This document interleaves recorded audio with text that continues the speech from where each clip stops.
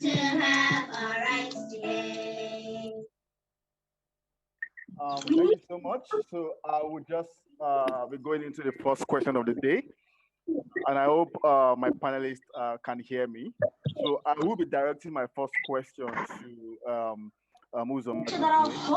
So can you just quickly tell us? We know technology itself has brought a lot of change in Africa, and we can see that of acceptance. But what can be done to educate Africans, especially those in the rural areas, about technology? I love to sing. La la la la la la la la la la la la.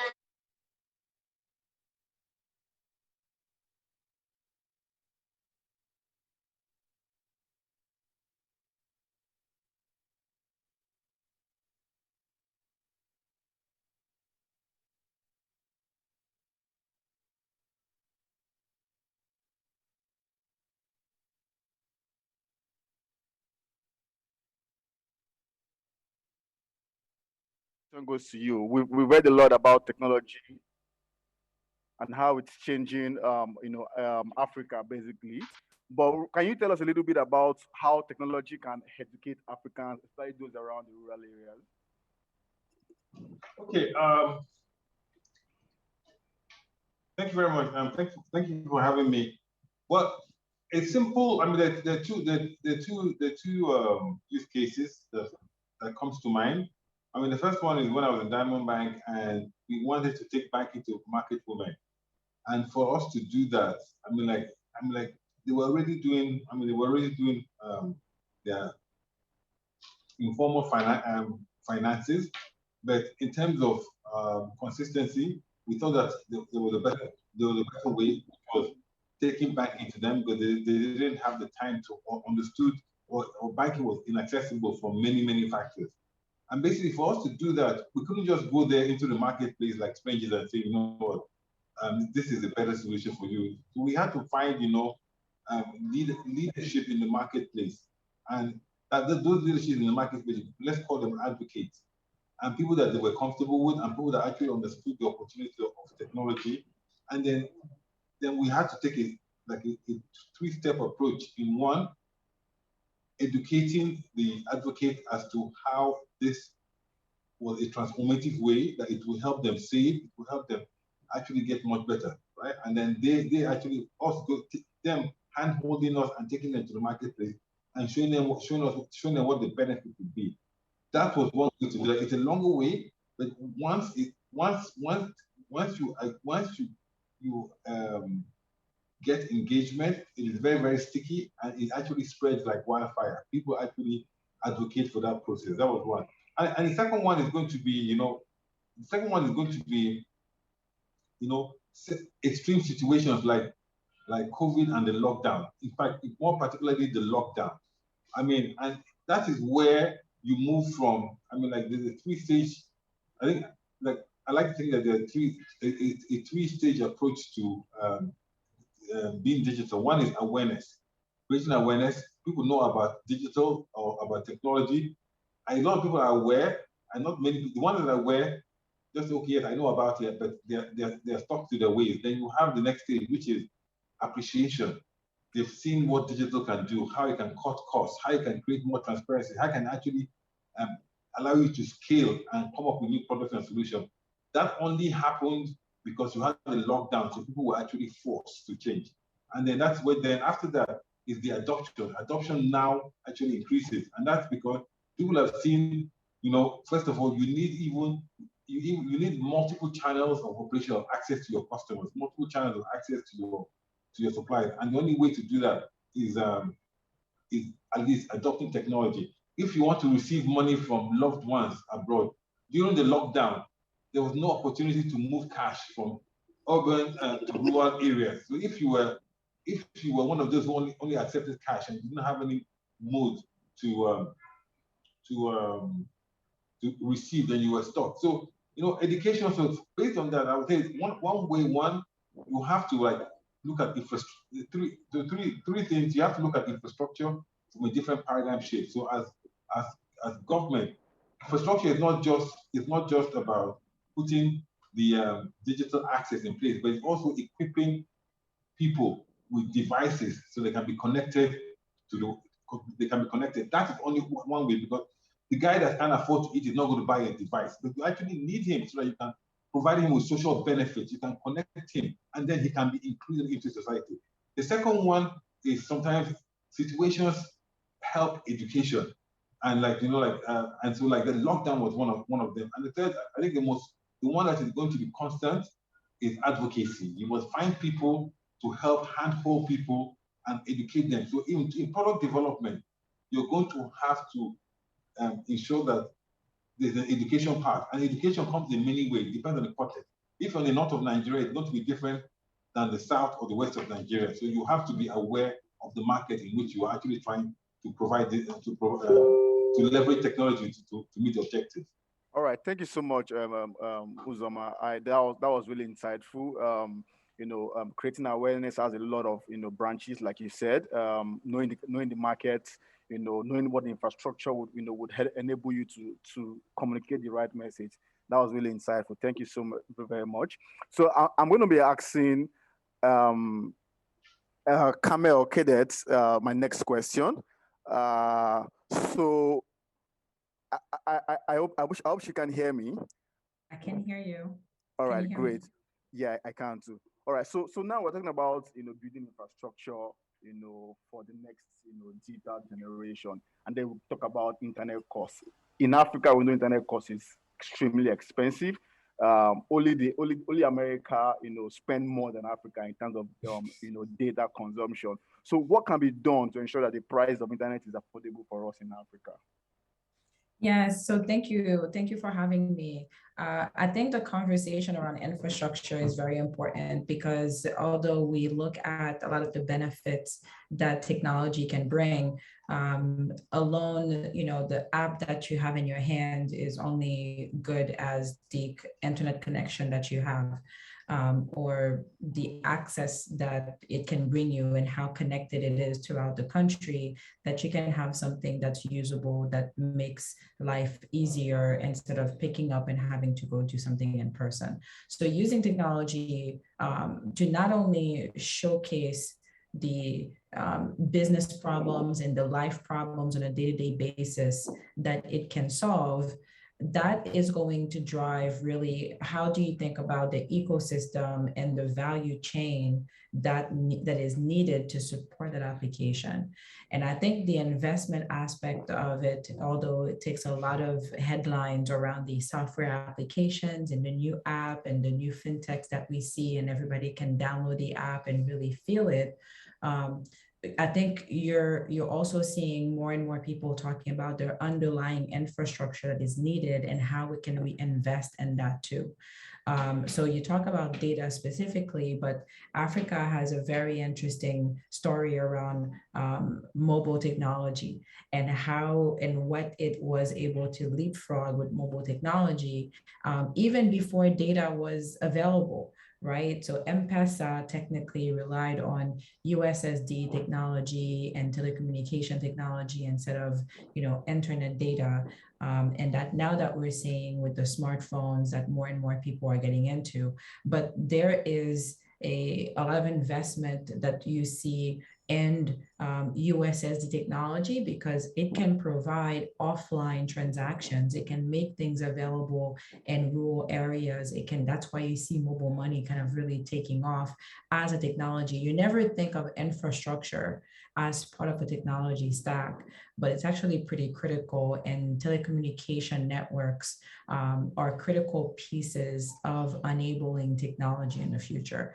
So I think more investment, I think access when it comes to lowering the costs, the same way we see in early stages of innovation, some resources are more expensive at the beginning and until you get really to a scale that you get adoption, that's when you can really lower the cost. So Africa, one thing that it has going for it among many things is volume, is people, it's usage. And the market opportunity that can come from usage to lower the cost and how expensive that infrastructure can be. I think you're going to see that happen over the next 20 years as more use cases come to market.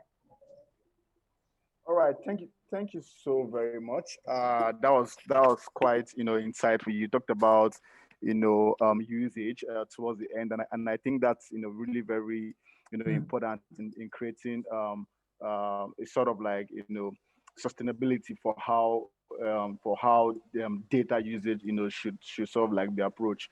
All right, thank you so much. I'm going to be asking Mr. Chris Corsi my next question. And my next question is around, we've talked around, infrastructure. We've talked around, data challenges. So now let's go into a little bit of, how, technology companies can support companies, to make this happen. So we've seen that, the provision of support for technology companies, we know that helping, in setting up technology infrastructure, right? But for you, what form of support should be provided for these companies to enable this, this development? What kind of support in particular can enable this, the conversation that we're having right now? No, definitely. Thank you for having me and for the question. Based on what Uzoma and Carmelle also said, everything is about scale and building up scale around the ability for consumers to get more technology. We are a manufacturing company. We manufacture hardware in Africa. We manufacture mobile phones in Rwanda and South Africa, and we are projecting and promoting the Made in Africa concept to build this concept of not only having products made in a country for that country, but potentially for exports to other parts of the world, the US, Europe, etc. And what's happened over the past couple of years with all the situation with the trade wars between countries like China and the US, many countries and many places around the world are looking for other types of options and other manufacturing sites. So manufacturing sites have moved from certain places in Asia to places like India, to Vietnam, and to a lot of Asia or APAC countries. What our goal is really to move that also into Africa. But to do that, the support that we do need to make this happen, and this is the support that we have gotten, is, yes, at some point from local institutions, from governments, the whole ability to trade across the African continent with the COMESA countries, and really building up a support system to help manufacture within a certain country and export to other countries. We are now making phones in Rwanda, we're now making phones in South Africa, and the only way that we've gotten here is really with the local support of the countries, of the government, of the ministry, the ability to have interactions with opportunities of making hardware and selling hardware to the education sector. What happened with, as the other people mentioned, with COVID, the education sector has exploded, tablets business has exploded. What's happened, unfortunately, is that this has given a lot of opportunities for importation of products from other countries, Asia, etc. So the support would be, if we are able, or if a company is able to make sure that they can give the right type of quality, the right type of price, the right type of service, the right type of software, the right ability to service a local country and or a country surrounding, then yes, we do need a little bit of support and a little bit of a push to be able to service this type of opportunity and build up the business. So we rely on the right types of negotiations with local governments, with education sectors, supports from the banks when we are having to work on export deals to the US or to other places in the world. We cannot do this without the support of the local government / community to take a locally manufactured product, especially a technology product, and build it up. At the end of the day, in technology, the strongest technology sector in hardware is when you are strong in your own backyard. After you're strong in your own backyard, you can export to other places. So the goal is really give us the support, or give a company the support in your own backyard to make sure that you establish yourself as a strong competitor in the market. And then that allows you also to be able to go to other markets. All right. Thank you so much. I'm pretty sure a lot of people are listening to you or will end up listening to you. And then I just understand, realize that, the more realize that, it's a collective effort, from policymakers to, the companies, and then to, to the consumers of, technology products. So as long as we understand that it's a collective effort, that support can become really strengthened. And that's something that you really emphasize. Build your backyard, and then you can go anywhere. Thank you so much for that. Thank you so much. All right, I'm going to be asking Mr. Mammo my next question, and this is around data privacy and data colonization, right? So we've seen a lot of concerns and controversies around these areas, like particularly with increase in technology, right? People have suggested data center as a way to curb data breach and colonization. But in your own experience, and in your own opinion, what other measures, or what are key measures that you think should be put in place to uphold data privacy, policies, in Africa particularly? Yeah, thank you for the invitation. I was expecting this was an academic, so because I joined the academic world. But let me just say a few things before answering your question. First, let's know that in the ancient time, in the ancient Egypt, when Africa was, ancient Egypt was called Africa, there was a genius of geniuses called Imhotep. You would not believe, an African, on astronomy, on medicine, on mathematics, on the sciences, on language, on calendar, on almost every sphere of knowledge. Extraordinary knowledge has been created in Africa, and that knowledge has not been, lost.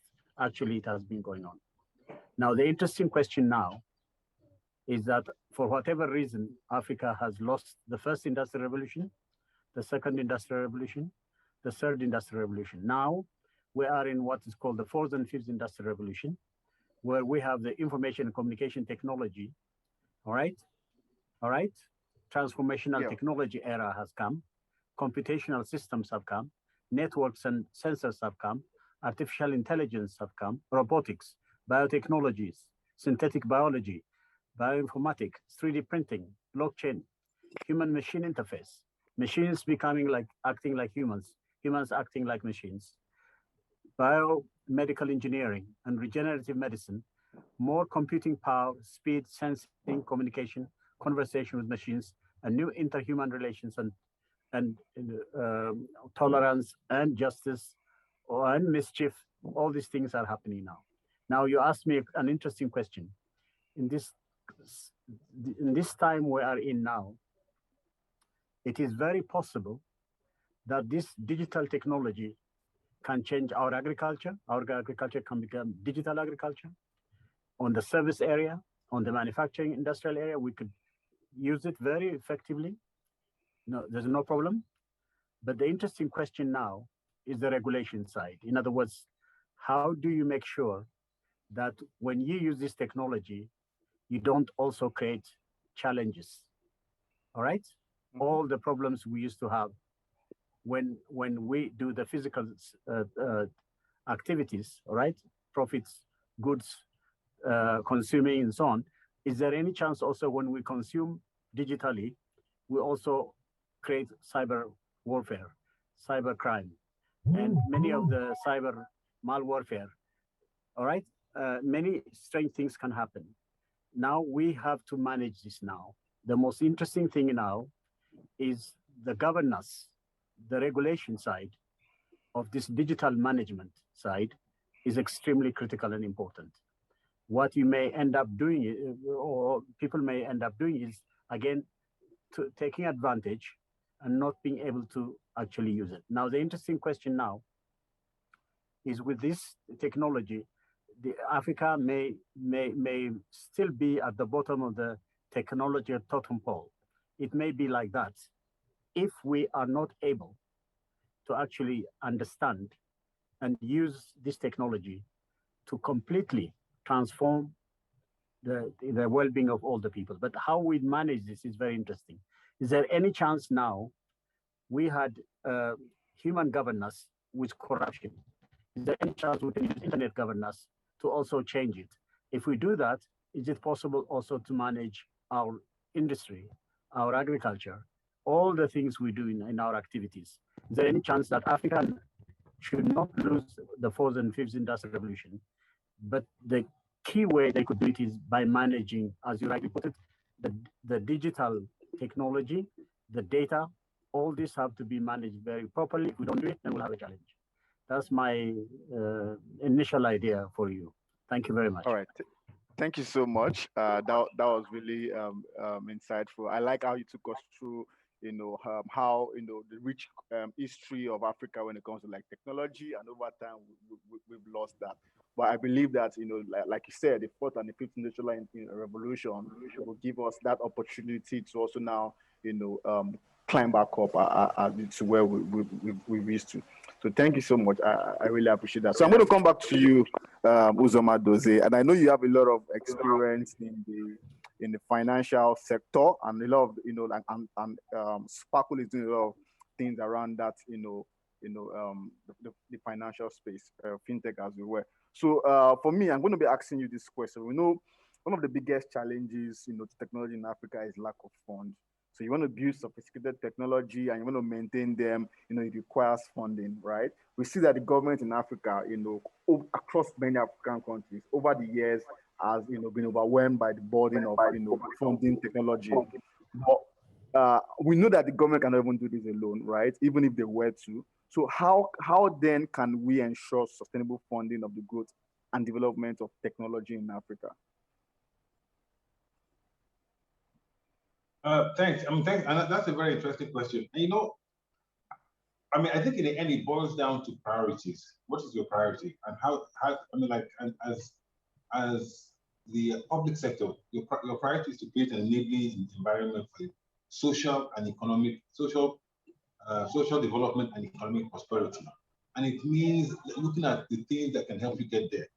And as we all know, technology is an enabler. And if technology is an enabler, then I think it is responsibility of government or public or the leadership to realize that how do we leverage technology to scale education, to scale food production, to scale security as well, because technology enables you to do all those things. So you must put it at top of the priority. And when you think about how much am I going to spend on defense or security, or how much am I going to spend on technology? Because technology will enable security, it will enable education, it will reduce the cost and allow you to scale, increase transparency, and also increase innovation in which your private sector will actually come in. And even so, and that's at the government level, but at the business level as well, it is, we all have stakeholders, and for us, it is prioritizing what we need to spend on, right? I need to spend on my value chain. My value chain is people who are paying me cash instead of electronic money. How do I invest resources in education to do that? So what I'm saying now is like, there needs to be a paradigm shift in all segments, right? I'm even right down to the individual, to saying, I have to invest in yourself. I think the world has gone beyond just waiting for people to help you. You actually need to actually invest in yourself, because it is very, very competitive out there now. Today, technology enables people to start businesses without, the competition is very, very, very, very, very rife. So to survive, you actually need to invest in oneself. But it requires public and private sector collaboration. There will always be limited resources. And so, but it is up to the leadership to say, okay, where do we want to go to? How do we want to go? What is the best way, right, to scale resources, to provide social benefits to those who don't have, to include people, right, and to enable electronic, and that is technology. And if technology is the case, what do we need to invest in, and what do we need to sacrifice? And so, if we need to reduce the size of government, if we need to, reduce what we give to defenses, because really and truly, the war is no longer outside; it's actually inside. We are a very young population, and if people going to school, they go to school, they come out of school, there's no jobs, there's no you now begin to see restiveness, which is internal security. So it's all about prioritization that way, right? We have limited resources. We can always have limited resources for what we want to do. But like I said, we have to redefine what infrastructure is. We have to redefine what we need to invest in so we can get the biggest buck for our money in the shortest possible time. Thank you so much, Dozie. One thing that stood out for me is that, redefining, everything, right? Like once you're able to redefine everything, fund comes, chasing you and then chasing the right, projects. And that was really, really insightful. So I'm going to be asking Mr. Chris the next question. So we've been talking about, infrastructure, to how we can ensure that funding is available to fund, and maintain this infrastructure, and then to, how, internet can enable, mass usage, and then, consumption of all of this, infrastructure.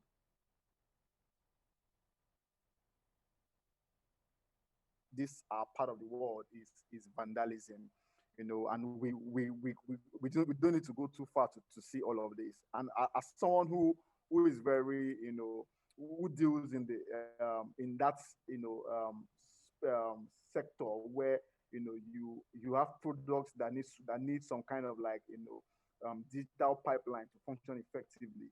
How do you think that we can curtail, or protect the, the infrastructures that we have in Africa, digital infrastructures that we have in Africa? Yeah, very, very good question, because at the end of the day, if anything happens to the infrastructure, everything goes down. We've seen examples, not just in Africa, but all over the world, especially recently over the past few years, that things can, when things go down, everything goes down. I think the reality around there is that we need to treat it as best as possible as a crime, but at the same time, we also need to treat it as, and this is through all the comments of education, we also need to treat it as the whole community and collective community is affected extremely negatively when something like this happens. I was when I was thinking about the answers, I think there was two parts to it. There's obviously the infrastructure, which is the in the telecom sector, the hardware, the structure of the towers, the full hardware of the products that allow for the people in rural areas to have the ability to connect, and that is something that we need. Yeah, we need to find a way with the community to find the best way to protect it. And then there is the whole other channels which are based around cybercrime, the ability for people to hack and get in and block channels, and this really has to be treated at the highest level, as is done. I'm sitting in a different part of the world, but as is done in certain parts of and certain countries in the Middle East, where there is some very, very strict management of these infrastructures and of these channels, to the extent that if we are going, as we've mentioned, to this digitalization and digital economy, and the direction that digital is going to be, the digital path is going to be the most important, one of the most important paths to bridging the gap in Africa, then that needs to be protected, as would any type of hardware, any type of bridge, actual bridge. So I think with governments, we're going to have to work closely to make sure that there are different countries and different governments are up to par and ready to be able to protect. And if they're going to invest an amount of money in protection, one section needs to be on the protection of the digital infrastructures. So that's one part that needs to be worked very closely with governments and with the policing. And the second part is really with the community that is going to self-protect itself from anything that would potentially happen to towers or any other hardware that will lead to the inability to communicate in rural areas. All right, great. That's I mean, really, really interesting. Thank you so much. I'm going to be coming back to Carmelle, and this is because you earlier on you spoke about digital internet infrastructure and how we can get to the rural areas. Well, we also know that one of the important elements of internet is also digital literacy. In Africa, I mean, although we know that it is improving, right now it's currently at 42% as of January 2021. We can say this is good, we can say this is bad, depending on what side of the fence that we're sitting on. But what, in your own opinion, do you think can be done to ensure an increase in digital literacy in Africa? One thing that we see working when it comes to financial literacy, it's really enabling the providers that are closest to the user. Because when you think about the innovation that has happened or some of the technology that are being built right now, are trying to address a few things. And if you think about giving universal access, you have to think of everyone, of where they are, meaning, auntie in the village, and needing access, not wanting to know about all this fancy app and all this special, additional digital banking and all the new interfaces that sometimes are very cool and very easy to use for somebody else, but also trying to meet that person where they are. So really embedding biometric and other technologies that make it seamless and a bit easier for a user to onboard is a way to really get them in and talk to them about a solution and the way they understand. We also look at partners. We see partners developing what you would think is kind of technology the other way around, because it's addressing not high connectivity, not high processing, not really cool user interfaces, which is really the new focus of our technologies, but also building technology for people who are still on feature phones. How do you make their feature phones usable for them while they have it, instead of waiting for someone to fully transition into an app? How do we build technology, and how do we make solutions available via feature phones instead of expecting everyone to migrate to the modern technology? So I say this because this is not, we talk about financial literacy all the time as far as, having classes and creating content to really enable the person. But that assumes that the person wants to come sit down and learn about financial literacy. So there's a lot that has to happen for someone to come learn about financial literacy. What we see as very effective is being able to build products that address a user's need where they are, onboard them into the system, and they learn and they start using the products much easier. And then you have a relationship and have a way to enable them to get access to more products. If they want to sell more products on their phone, if they want to make more money on their phone, then there's an incentive for someone to learn and how to access new products. Thank you very much, Carmelle. So I'm going to be taking a few questions from viewers who are also keen about this discussion. And this one I'm going to be asking Professor Mammo this question. So I mean, we know that for everything that is good, there's also a risk attached to it. So will you be able to tell us what challenges and risk can be associated with digitization? Your question is, what are the challenges of digitalization?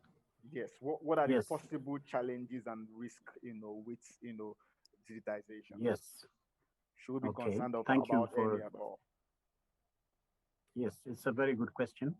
The reason is, it's not, you said technology, Africa's technology infrastructure. Now, the interesting question now is the digital technology infrastructure. Now, if we did not do the previous one well, we should learn how we tried to manage and deal with and respond to the technology challenges we faced. The main reason is that a lot of the technology that we used in the past was that we used to import them. We're not exporting them. Oh. They were coming. This was like aid. It was part of we're receiving as if we were not creating it. So we did not have technology exchange. We were suffering from an infrastructure that was built from technology transfer. From outside, it comes to us.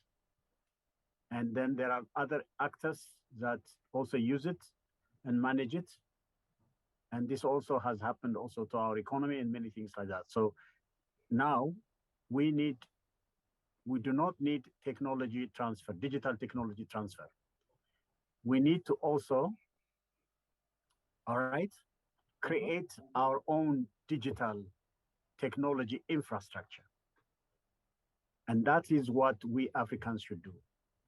How to make it, how to build it, how to create it, and how to manage it.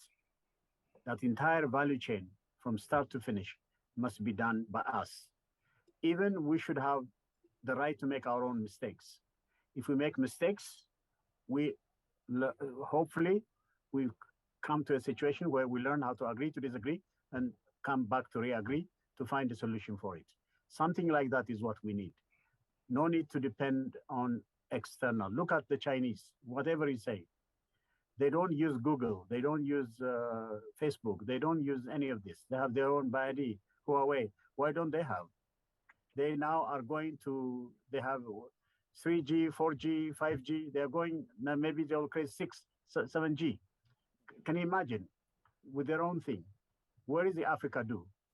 Where is our own, you see, where is our agency, our project, our identity, our solidarity? It's a critical issue. If we don't know how to do it like that, again, this digital technology will be an infrastructure that will be transferred to us rather than created by us. When we have that challenge, we also have what? When people transfer for you, those who transfer, they have their own interests. So when you say yes, they may give you something. When you say no, they may take or something like that. There will be always this mischief. So, and then of course the cyber crime, the malware, all these things I told you, with this digital technology will come. And instead of this digital technology being an asset for us, it can be a curse to us. So we want to make it a blessing. To make it a blessing, we Africans must own. We must own it, run it, develop it, and really start doing in all spheres of activity. We must try to do it. If we don't do it, then we'll have a problem. As I just mentioned to you, I like digital agriculture now.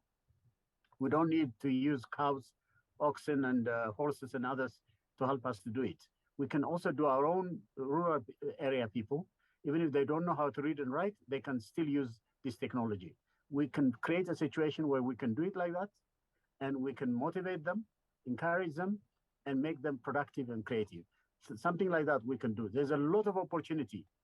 The opportunity is there. It's very, very infinite.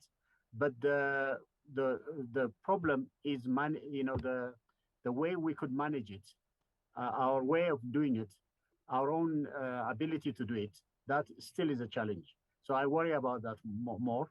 But I'm very interested about this digital technology time coming, and that we're all in it. This boundaryless, it's not, it's everywhere. It's infinite now everywhere. So there's no reason why we should be suffering. We should be making it an advantage for Africa to rise and shine and develop, creating a green, smart, integrated Africa we should develop. And make Africa leapfrog into the very interesting time. That's what I suggest. Thank you. Thank you so much. Thank you so much, Professor Mammo Muchie. That was really, really honest. I like the honesty of that, response. And you could see that, as Africans, we have a lot to do in terms of, embracing digital, infrastructure, and all of its components, as it were. Thank you so much. So I'm gonna come back to Carmelle, and this is going to be the final questions from I'm going to take from the audience before we then wrap this up, with the general thoughts around, what the future is going to look like. So, and this is because Carmelle, you earlier on you talked about, how digital literacy can be possible, how it can go from 46% that it is right now to something that more very strong. But someone asked a very interesting question, and the person says, will the rural population ever benefit from digitization? Like, would they ever benefit from digitization? Mm-hmm. So this is a really good question, and personally for me, because I started EMTECH as the founder and CEO of EMTECH. The opportunity that we see is the inclusion. We see inclusion as a major opportunity, not because it sounds good and we want to get everybody on board, but it is also about the major shift. Oh, you're not on mute. So Professor Mammo was just mentioning as far as how important this change is. And I want to go back to one of the earlier points that he made around regulation. There's something to be there. There's something to be done around prioritizing the inclusion, prioritizing the outcome, prioritizing the ones that have been left behind as a KPI, as a key performance indicator for success. And one of the things that we help do and that we put a focus on now is how can a regulator be a catalyst to that conversation? Because there are certain things that can be done at a very structural level, in addition to what the ecosystem can bring, what the education can be done, and how do you bring someone, not only teaching them how to read and write, but teaching them how to read and write finance and understand financial product and financial solutions. That is changing. Really, with the evolution of fintech, what you're also having to teach that person is about technology, is how do they protect themselves, and what are the mechanisms in place to make sure that you are protecting the consumers that are going to use those new products. So there is a role for regulation, and working with central banks, working with regulators in the financial space is for us to not only bring a level of trust, but also taking that mandate of consumer protection, consumer education, and consumer access, and how do you operationalize that, and how do you empower them to do that? All right. Thank you so much, Carmelle. That was really insightful. So I'm going to be asking my final round of questions. It's a general question to our panelists here, and I want us to be very quick about, very brief about our response. I'm going to start with you, Uzoma. So can you describe to us your hopes and projections for technology transformation in Africa? Like, what are your hopes and projections? Actually, first of all, I have three. I have quite a few. One is the most important one is digital leadership. You want people who understand how digital leaders who understand how digital can change and transform and impact lives and impact the environment and create it and enable and pursue it. Because we have a lot. We have a lot of people who are talking about it, but they are not doing anything about it. So they're doing it from a political standpoint. Then secondly, when you look at how Africa has many countries in Africa have there's this stigma about corruption and all. The beauty about technology is that it enables transparency, it enables access to information. So and it also enables independence and freedom of people. They can actually do how they want it. We can remove the middleman. We can remove that toll gate philosophy. And so that is my wish. So technology is not about the financial part. People keep talking about the financial part, but it's how we can allow people to access health, to access social benefits, right? To redefine how they want to live their lives.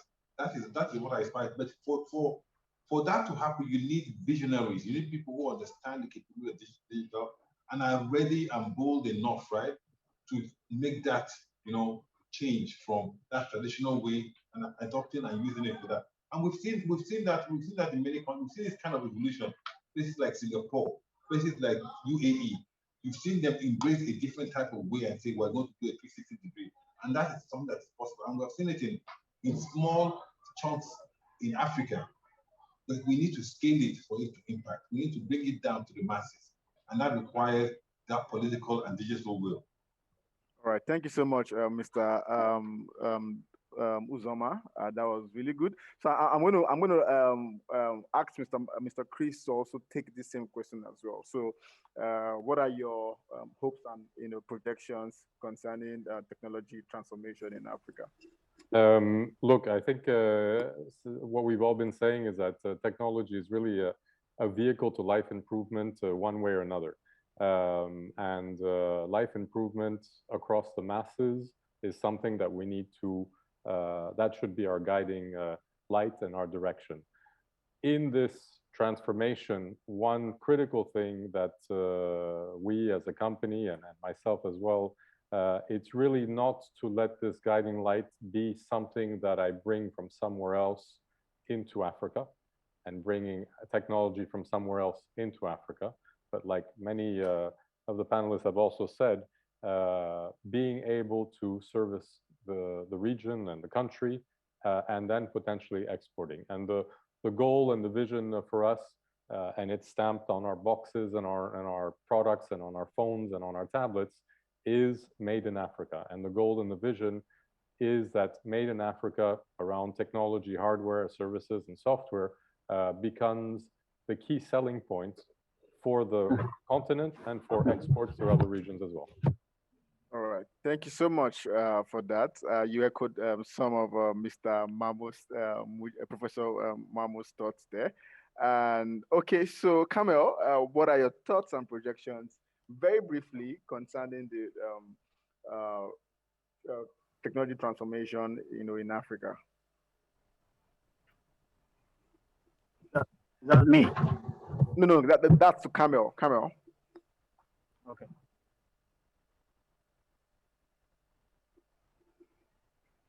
Hello, Carmelle. It looks like we don't. It looks like Carmelle can answer for some reason. Okay, so we'll just let you take that question, and then we can round this session up. So what are you asking me about technology? So the question is, what are your hopes and projections, concerning technology transformation in Africa? I think, as we said earlier, the key question now is this technology that's coming now, the digital technology. There's some studies that have been done which says something 2 billion or half of all current jobs are projected to disappear by 2030 due to automation. What it means is something like 800 million young people may not have jobs. So advance in technology and changing employment may threaten to leave many behind. This is what I found from the UN, from the UN, sorry. That's fine. Sorry. I should have blocked it.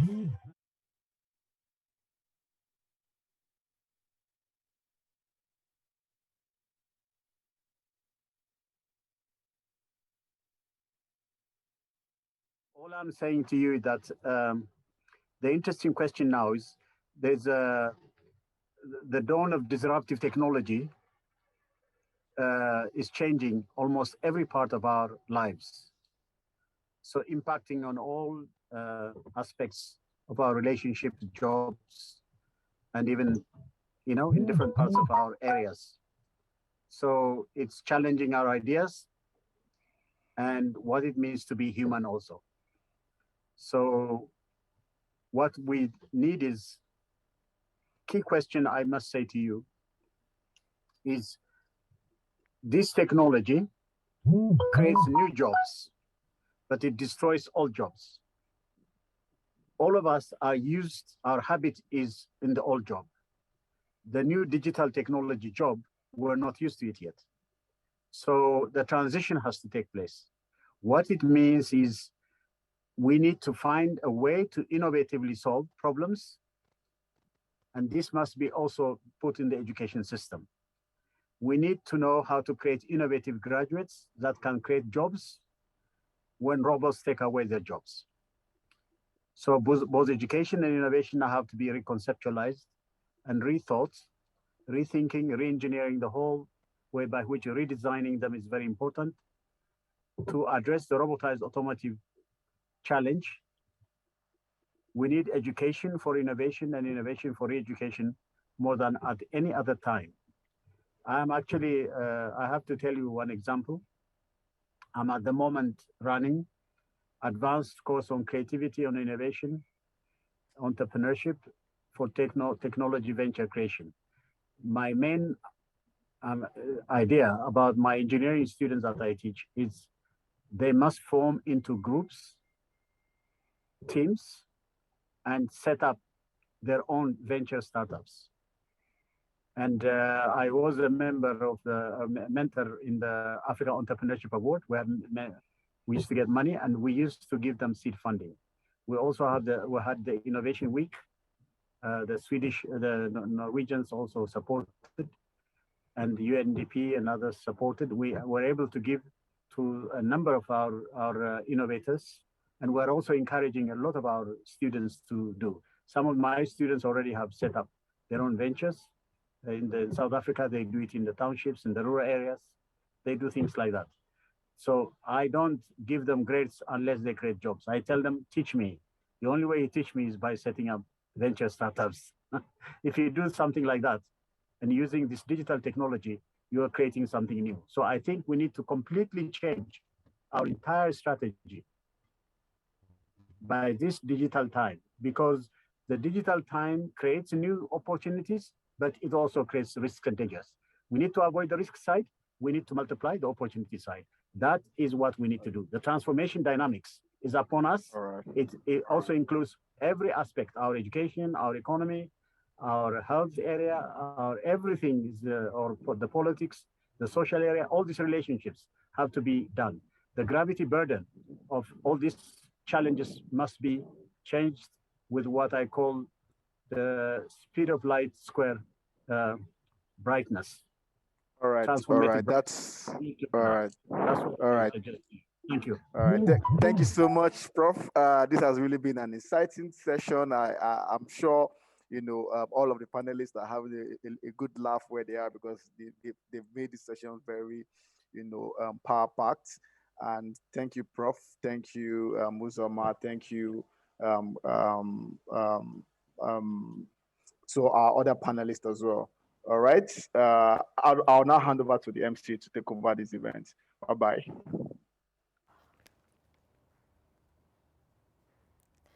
Thank you so very much. Quite an incisive panel we've had there on technology infrastructure. And the takeaway for me that's